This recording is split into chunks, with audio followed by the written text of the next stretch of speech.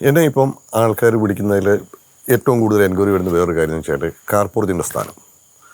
ഇപ്പം വീടിൻ്റെ ദർശനങ്ങൾ ഓരോ ആൾക്കാരും അവരവർക്ക് ഓരോ ദിക്ക് അനുസരിച്ചായിരിക്കും അവർ ചെയ്യുക. അപ്പം അതനുസരിച്ച് നമ്മുടെ കാർ പോർച്ച് എവിടെ വരണമെന്നുള്ളത് വളരെ ഒരു കൺഫ്യൂഷനാണ്. കാരണം നേരത്തെ പല ആൾക്കാരും കാർ പോർച്ച് നമ്മുടെ വീടിനകത്തോട് ചേർത്ത് ചെയ്യുന്നതായിട്ട് കണ്ടിട്ടുണ്ടായിരുന്നു. ഇപ്പോൾ അതൊക്കെ മാറി. കാരണം 1, 2, 3 വണ്ടിയൊക്കെ ഉള്ള ആൾക്കാരായിരിക്കും പലപ്പോഴും ഇൻഡിപെൻഡൻ്റ് ആയിട്ടായിരിക്കും കാർ പോർച്ച് കൊടുക്കുക. അപ്പം എളുപ്പം നമ്മൾ പറഞ്ഞു കഴിഞ്ഞാൽ ഈസ്റ്റ് ദർശനമുള്ള വീടാണെങ്കിൽ അതിൻ്റെ സൗത്ത് ഈസ്റ്റ് ഭാഗത്ത് നമുക്ക് കാർ പോർച്ച് കൊടുക്കാൻ പറ്റും. ഇനി അതല്ല എന്നുണ്ടെങ്കിൽ അതിൻ്റെ ഈസ്റ്റ് ഭാഗത്ത് കാർ പോർച്ച് കൊടുക്കാൻ പറ്റും.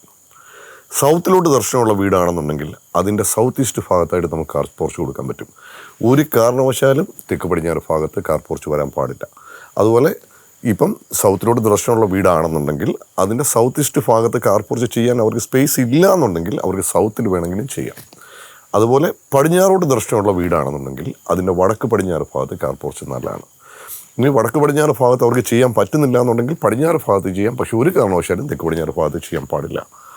നോർത്തിലോട്ട് ഫേസ് ചെയ്യുന്ന വീടാണെന്നുണ്ടെങ്കിൽ അതിൻ്റെ നോർത്ത് ഈസ്റ്റ് ഭാഗത്തായിട്ട് കാർ പോർച്ച് കൊടുക്കാൻ പറ്റും. അതുപോലെ നോർത്ത് ഭാഗത്തും ഇവർക്ക് കാർ പോർച്ച് കൊടുക്കാൻ പറ്റും. പക്ഷേ നോർത്ത് ഈസ്റ്റ് ഭാഗത്ത് കാർ പോർച്ച് കൊടുക്കാതിരിക്കുന്നതായിരിക്കും കുറച്ചുകൂടി ബെറ്റർ. ഇപ്പം ചില ആൾക്കാരുണ്ട്, ചില വാഹനങ്ങളൊക്കെ എടുത്തിട്ട് എന്നും ഡാമേജാണ്, കംപ്ലൈൻ്റ് ആണ്, അല്ലെങ്കിൽ വാഹന അപകടങ്ങൾ ഉണ്ടാകുന്നു എന്നൊക്കെ പറയുന്ന പല ആൾക്കാരുണ്ടാവും. പക്ഷെ പലപ്പോഴും നമ്മുടെ കാർ പോർച്ച് ചെയ്തിരിക്കുന്നതിൻ്റെ അകത്ത് അതിൻ്റെ ചുറ്റളവിലോ അല്ലെങ്കിൽ മറ്റുള്ള ഏതെങ്കിലും രീതിയിലുള്ള വാസ്തു സംബന്ധമായിട്ടുള്ള കംപ്ലൈൻറ്റ് ഉണ്ടെന്നുണ്ടെങ്കിൽ ഈ പറഞ്ഞ പോലെ വാഹന സംബന്ധമായിട്ടുള്ള ഓരോരോ പ്രശ്നങ്ങൾ എന്നും ആ താമസിക്കുന്ന ആൾക്കാരെ അലട്ടിക്കൊണ്ടേയിരിക്കും. അതുപോലെ കാർ എടുക്കുന്ന സമയത്താണെന്നുണ്ടെങ്കിലും പലപ്പോഴും ചോദിക്കാറുണ്ട്, നമുക്ക് ലക്കി നമ്പറുകളുണ്ട്. ഉണ്ട്, തീർച്ചയായും ആരുടെ പേരിലാണോ വാഹനം എടുക്കുന്നത് അവരുടെ ഭാഗ്യസംഖ്യ അനുസരിച്ച് അതിൻ്റെ കാറിൻ്റെ നമ്പർ കറക്റ്റ് ആണെന്നുണ്ടെങ്കിൽ തീർച്ചയായും അവർക്ക് ഗുണഫലങ്ങളും ഐശ്വര്യങ്ങളും ആ വാഹനം വഴി ഉണ്ടാവുകയും ചെയ്യും. അത് തന്നെയല്ല, വാഹനം എടുക്കുന്നതിന് നല്ല സമയമുണ്ട്. ചില എണ്ണം കേട്ട സമയത്തൊക്കെ നമ്മൾ വാഹനമൊക്കെ എടുത്തു കഴിഞ്ഞാൽ ചിലപ്പോൾ അത് നമുക്കൊരു ഐശ്വര്യക്കേടായിരിക്കാം. അപ്പം സമയം നോക്കി തന്നെ നമ്മൾ വാഹനം എടുക്കുന്നതായിരിക്കും കുറച്ചുകൂടെ നല്ലത്. അതുപോലെ കാർ പോർച്ചിൻ്റെ അകത്തൊരളവുണ്ട്.